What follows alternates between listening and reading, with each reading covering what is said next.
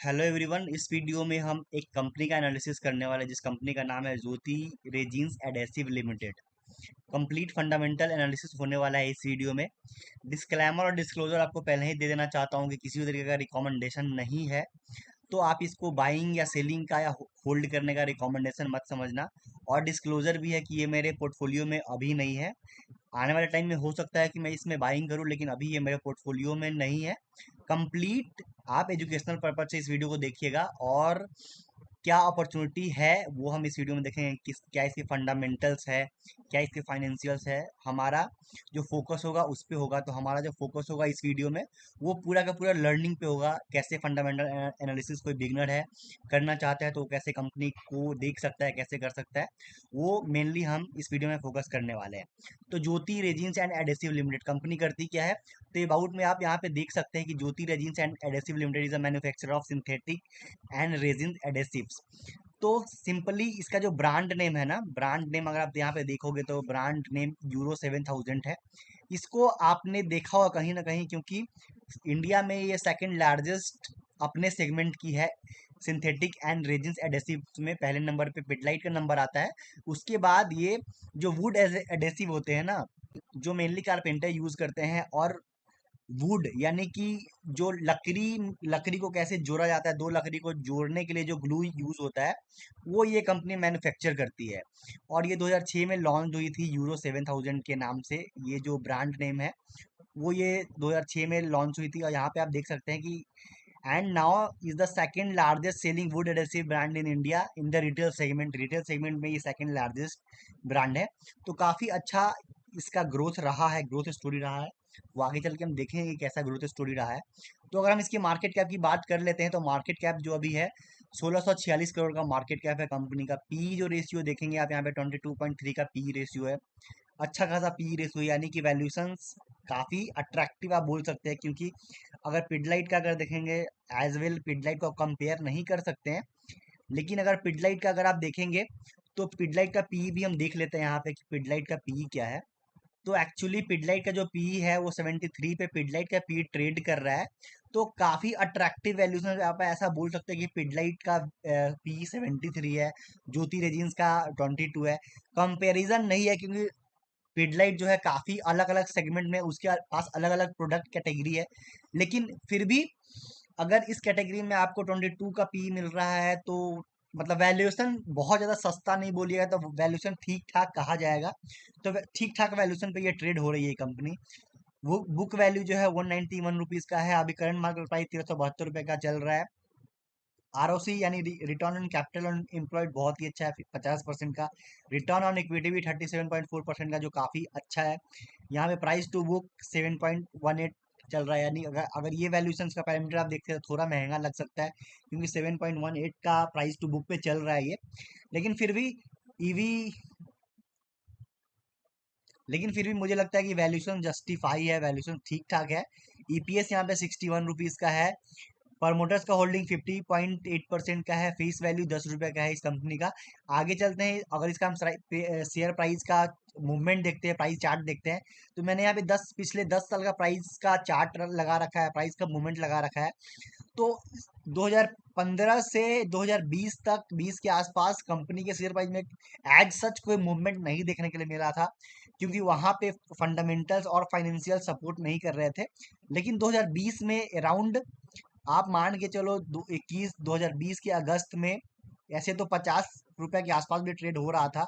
लेकिन अगर आप मैं यहाँ पे हाई प्राइस लूँ 100 रुपीज, अगर मानू अगस्त में जो प्राइस था 2020 से 2022 के बीच में, अगर 100 रुपए का मैं प्राइस लेता हूँ, तो ये जो ऑल टाइम हाई लगाता है 2022 सितंबर में, वो 1700 का लगाता है, 1750 का। तो अगर 100 रुपीज से अगर 1700 की जर्नी को देखते हैं तो 70x 2 साल में हुआ है, यानी 17 गुना को इसने 2 साल में पैसे को किया है। लेकिन अगर 2022 से देखेंगे और अभी तक का अगर प्राइस देखेंगे, यानी पिछले 3 साल का अगर प्राइस देखेंगे, तो एज सच प्राइस जो है कंसोलिडेट हो रहा है, कोई मूवमेंट नहीं है। तो इसका हम फंडामेंटल्स देखते हैं कि 2020 से 2022 तक का जो प्रॉफिट एंड लॉस था, रेवेन्यू था, वो क्या था, और फिर 2022 से 2025 तक का जो प्रॉफिट एंड लॉस था एंड रेवेन्यू था, वो क्या था। तो अगर हम यहाँ पे चलते हैं क्वार्टरली रिजल्ट में देखते हैं, पहले हम फाइनेंशियल्स प्रॉफिट एंड लॉस देख लेते हैं जो ईयरली रिजल्ट होता है, उसके बाद हम क्वार्टरली पे चलेंगे। तो 2020 में जो कंपनी का जो सेल्स था वो 74 करोड़ का था, 2022 में ये 182 करोड़ का हो गया। लगभग लगभग यहाँ पे आप बोल सकते हैं कि 2.5 गुना के आसपास का रेवेन्यू में ग्रोथ। और अगर प्रॉफिट की बात कर लेते हैं तो 2020 में 8 करोड़ का प्रॉफिट हुआ करता था, 2022 में 20 करोड़ का। तो यहाँ भी 2.5x का यानी 2.5 गुना का प्रॉफिट और रेवेन्यू में ग्रोथ देखने के लिए मिला। जब 2.5 गुना का रिटर्न 2.5 गुना का रेवेन्यू ग्रो हो रहा था और प्रॉफिट ग्रो हो रहा था, तो शेयर प्राइस ने जो ग्रोथ दिखाया था वो लगभग 17 गुना का दिखाया था। लेकिन पिछले 3 साल से प्राइस कंसोलिडेट हो रहा है और अपने ऑल टाइम हाई से भी नीचे चल रहा है। अभी का जो प्राइस है वो 1371-72 के आसपास चल रहा है। ऑल टाइम हाई जो था 1744 था, 1745 के आसपास था। तो अगर हम ये भी देखते हैं कि 2020 से लेके 2025 तक का क्या रहा है प्रॉफिट एंड लॉस, क्या रहा है सेल्स, क्या रहा है, तो 2022 से देखेंगे 182 करोड़ से जो रेवेन्यू ग्रो हुआ है, लगभग आप मान के चलो कि 1.5 गुना यहाँ पे रेवेन्यू में ग्रोथ आया है। वहीं अगर प्रॉफिट की हम बात कर लेते हैं, 20 करोड़ से प्रॉफिट हमारा ग्रो कर गया है 74 करोड़। तो यहाँ पे जो ग्रोथ आपको दिख रहा है लगभग 3 गुना 3.5 गुना के आसपास मान के चलो कि प्रॉफिट ग्रो हुआ है। तो यहाँ पे रेवेन्यू 1.5 गुना और प्रॉफिट 3 गुना, 3-3.5 गुना के आसपास ग्रो हुआ है इस पिछले 3 साल में। लेकिन एज सच कंपनी के जो शेयर प्राइस में है वो एज सच कोई मूवमेंट हमको नहीं देखने के मिला है अपसाइड के लिए। तो यहाँ पे एक कंसोलिडेशन फेज में है, क्योंकि जब भी कोई स्टॉक 17 गुना, 20 गुना, 25 गुना होता है तो उसके बाद कंसोलिडेशन का एक फेज आता है। और ये अच्छा खासा कंसोलिडेट हो चुका है, 3 साल के आसपास का टाइम हो चुका है कंसोलिडेशन का। अगर हम पी की बात कर लेते हैं तो पी अगर इसका रिसेंटली का जो पी हाई हाई पी था ये 2022 में ही था, जब कम share price all time high लगा रहा था, 83 का पी था। अगर आप अभी आप पी देखेंगे तो 22 का पी है। ये जो पी नीचे आने का एक ही रीजन है कि अर्निंग पर शेयर में इसका आप देख रहे हैं, ये सब जो ब्लू लाइन दिख रहा है आपको, मतलब ये जो बार दिख रहा है आपको, वो ईपीएस है यानी अर्निंग पर शेयर है, और वो बहुत ही अच्छे से ग्रो हुआ है। अगर 2022 की मैं बात करता हूँ तो जब जब इसका पी 83 था तो अर्निंग पर शेयर 21 था। आज जब इसका पी 22.3 है तो अर्निंग पर शेयर 61 के आसपास है। तो अर्निंग पर शेयर काफी अच्छा इंक्रीज हुआ है, जिस कारण से वैल्यूएशन अच्छा है और अट्रैक्टिव, आप बोल सकते हैं कि वैल्यूएशन अट्रैक्टिव है। तो अगेन यहाँ पे कंसोलिडेशन हुआ है और अच्छा खासा कंसोलिडेशन हुआ है। एज ए इन्वेस्टर ये मेरे लिए, अगर मैं देखता हूँ ये पैरामीटर्स फंडामेंटल्स स्ट्रांग है कंपनी के जो फाइनेंशियल्स है वो लगातार ग्रो हो रहा है। 3.5 गुना का प्रॉफिट में जंप और 1.5 गुना का रेवेन्यू में जंप। एज सच अगर रेवेन्यू में अगर जंप देखेंगे तो वो जितना जंप आना चाहिए था, जो पिछले 2020 से 2022 में 2.5 गुना का आया था, वो रेवेन्यू में ग्रोथ नहीं देखने के लिए मिला है। लेकिन प्रॉफिट काफी अच्छा जंप हुआ है, और प्रॉफिट जो है 2025 में अपने ऑल टाइम हाई पे है, यानी कि हाईएस्ट एवर प्रॉफिट कंपनी ने डिलीवर किया है 74 करोड़ का। लेकिन शेयर प्राइस क्या अपने हाईएस्ट लेवल पे है? तो नहीं है, अपने ऑल टाइम हाई से नीचे चल रहा है शेयर प्राइस। तो अगेन कंपनी के यहाँ पे फाइनेंशियल स्ट्रांग दिख रहा है। अगर क्वार्टरली रिजल्ट देखेंगे तो अगर मैं पिछला 4-5 क्वार्टर देखूँ तो लगातार कंपनी का जो रेवेन्यू रहा है वो लगातार ग्रोथ फेज में रहा है। दिसंबर 2023 से 62 से 71 हुआ, फिर 69 हुआ, 65 हुआ, 71 हुआ, 79 हुआ।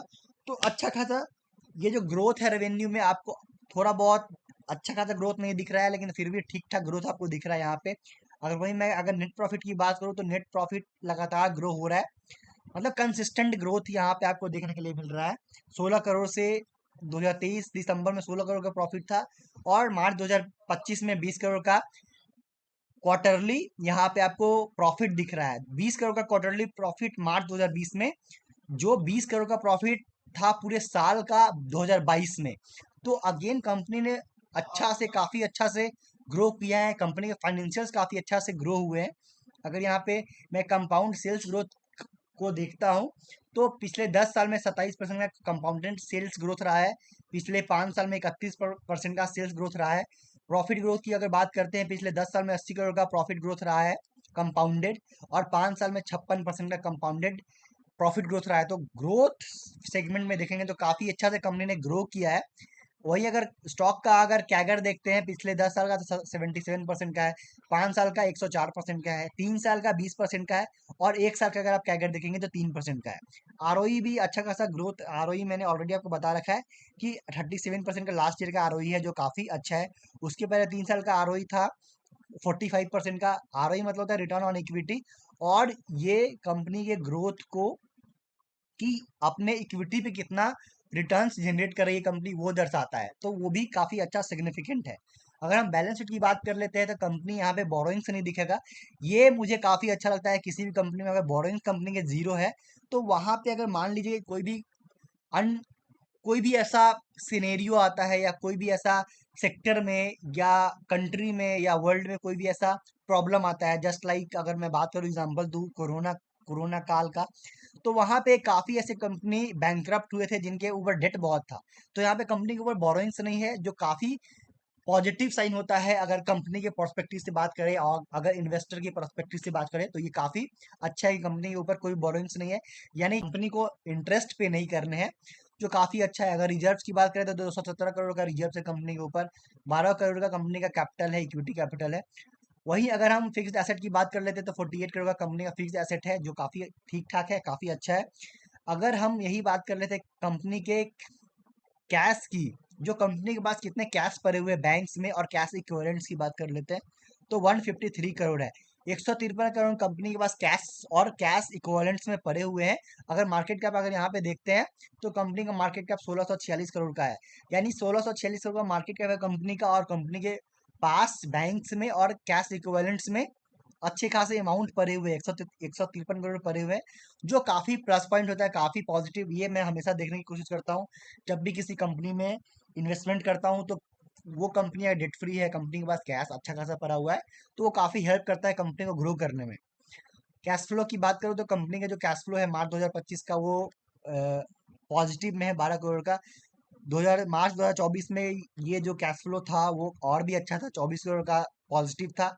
उससे अभी 50% डाउन हुआ है, या ये डाउन होने का कारण है कि कैश फ्रॉम ऑपरेटिंग एक्टिविटी में हम देख लेते हैं कि क्यों ये डाउन हुआ है। तो प्रॉफिट फ्रॉम ऑपरेशंस की बात कर लेते हैं तो 86 करोड़ का था, 91 करोड़ का है, तो इसमें ग्रोथ है। यहाँ पे रिसीवेबल्स में 33% का माइनस दिख रहा है, तो हो सकता है कंपनी को जो रिसीवेबल्स मिलने थे वो शायद नहीं मिले हैं, जिस कारण से जो हमारा ग्रोथ है, नेट कैश फ्लो जो दिख रहा है 24 करोड़ आपको 2024 में दिख रहा था और 12 करोड़ अभी दिख रहा है, ये हो सकता है कि एक मेजर कारण है। अगेन आपको थोड़ा बहुत और अपने से खुद से रिसर्च करने की ज़रूरत है, क्योंकि अगर आप खुद रिसर्च नहीं करेंगे तो आपको प्रॉब्लम आ सकती है, क्योंकि आप किसी कंपनी में अगर इन्वेस्टमेंट कर रहे हैं, आपके वॉच लिस्ट में है, तो उसको आपको ट्रैक करना जरूरी होता है, उसके फंडामेंटल्स उसके फाइनेंशियल्स देखने जरूरी होते हैं, तो वो थोड़ा बहुत आपको भी रिसर्च करने की ज़रूरत है। अगेन अगर मैं शेयर होल्डिंग की बात करता हूँ तो शेयर होल्डिंग जो पैटर्न है ना, ये प्रमोटर्स का जो होल्डिंग है प्रीवियस, अगर मैं बात करूँ 2022 से 2023 से लगातार कंसिस्टेंट है, तो प्रमोटर्स के होल्डिंग में यहाँ पे कोई भी गिरावट नहीं है, जो कि अगेन प्लस पॉइंट होता है इन्वेस्टर के पॉइंट ऑफ व्यू से। अगर प्रमोटर्स यहाँ पे शेयर्स अपने बेचते हैं तो वो किसी भी इन्वेस्टर्स के लिए नेगेटिव होता है और उसको हम नेगेटिव देखते हैं। तो अगेन अगर यहाँ पे प्रमोटर्स का होल्डिंग सिग्निफिकेंट है और कांस्टेंट है तो प्लस पॉइंट है। अगर यहाँ पे प्रमोटर्स अगर हिस्सेदारी बढ़ाते हैं तो वो पॉजिटिव साइन होता है। तो यहाँ पे ना पॉजिटिव साइन दिख रहा है ना नेगेटिव साइन दिख रहा है, तो अगेन यहाँ पे भी एक इसको हम प्लस और पॉजिटिव ही मानेंगे। पब्लिक की अगर बात कर लेते हैं तो 48.3% का होल्डिंग है। यहाँ पे एफ का होल्डिंग है आपको 0.12% था, अभी यहाँ पे 0.1% हुआ है, जो थोड़ा बहुत माइनर यहाँ पे कम हुआ है। अगर डी की बात करते हैं तो 0.54% था और थोड़ा सा ग्रो हुआ है, 0.07% हुआ था। ये अगेन एक पॉजिटिव साइन है कि डी एंड एफ तो मैं नहीं बोलूंगा, एफ तो ने हिस्सेदारी घटाया है, लेकिन डी ने बढ़ाया है। अगर पब्लिक होल्डिंग में देख लेते हैं तो कौन कौन से मेजर शेयर होल्डर है यहाँ पे, तो यहाँ पे अगर आपको दिखेंगे कोई बड़ा नाम मुझे दिख रहा है क्या, तो यहाँ पे ऐसा कोई नाम मुझे नहीं दिख रहा है जिसको मैं जानता हूँ। अगेन लेकिन अगर मैं बात करूँ यहाँ पे अगर अनाउंसमेंट में देखेंगे तो कॉन्कॉल्स अभी मई 2025 में ही आया है, तो आप जाके नोट्स देख सकते हैं, पीपीटी देख सकते हैं। अगेन यहाँ पे मैंने पीपीटी खोल रखा है कंपनी के, ये जो प्रोडक्ट पोर्टफोलियो देख सकते हैं यूरो 7000, इसी यही ब्रांड नेम है कंपनी का। अगेन आप गुजरात से हैं, महाराष्ट्र से है, तो आप ये जो यूरो 7000 है, अगेन आपने देखा होगा, ये product portfolio diversified product portfolio है कंपनी का। यूरो 7000 यूरो काफ़ी सेगमेंट में है, एंटी टर्माइट एप्लीकेशंस में है, वाटरप्रूफ में है, cold and hot press application में है, तो ये आप देख सकते हैं। अगर मैं बात करूँ, जो कैंपेन नेम है सिर्फ जोड़ो नहीं, फायदे फायदे के साथ जोड़ो, और पंकज त्रिपाठी इनके ब्रांड एम्बेसडर है। अगेन ये भी एक पॉजिटिव साइन होता है, अच्छा खासा उनका प्रेजेंस है। एक चीज़ और मैं यहाँ पे आपको दिखाना चाहता हूँ कि कहाँ कहाँ आपको इंडिया में ये अवेलेबल है। तो यहाँ पे इनका जो नेटवर्क है 14 स्टेट में है। यहाँ पे आप देख सकते हैं, ये अवेलेबल है आपको हिमाचल में, पंजाब में, हरियाणा में, राजस्थान में, उत्तर प्रदेश में, दिल्ली में, गुजरात में, मध्य प्रदेश में, चंडीगढ़ में, बंगाल में, आंध्र में, कर्नाटका में, तमिलनाडु में। तो ये सारा जो इनका स्टेट है ना, यहाँ पे ये अवेलेबल है।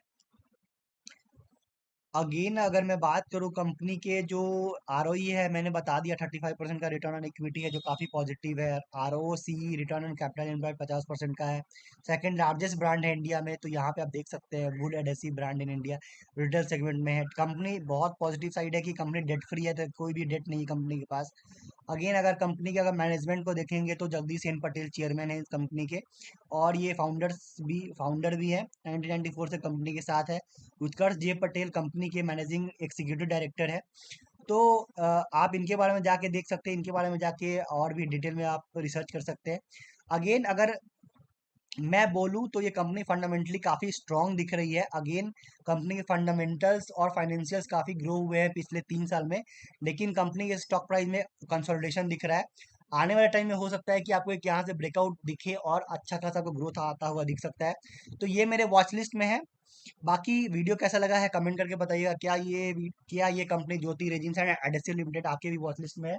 कमेंट करके जरूर बताइएगा। वीडियो इन्फॉर्मेटिव लगा तो वीडियो को लाइक कीजिएगा, शेयर कीजिएगा, चैनल को सब्सक्राइब कर लीजिएगा। अगर आप चाहते हैं कि ऐसे और सारे वीडियोस आपको कंपनी से रिलेटेड फाइनेंशियल्स पे, फंडामेंटल्स पे देखने के लिए मिले, तो जरूर आप इस चैनल को सपोर्ट कीजिए, सब्सक्राइब कीजिए। और किसी कंपनी को अगर आप चाहते हैं कि मैं डिटेल में उसको कवर करूँ, तो वो भी कमेंट करके बताइएगा। मिलते हैं अगले वीडियो में। जय हिंद।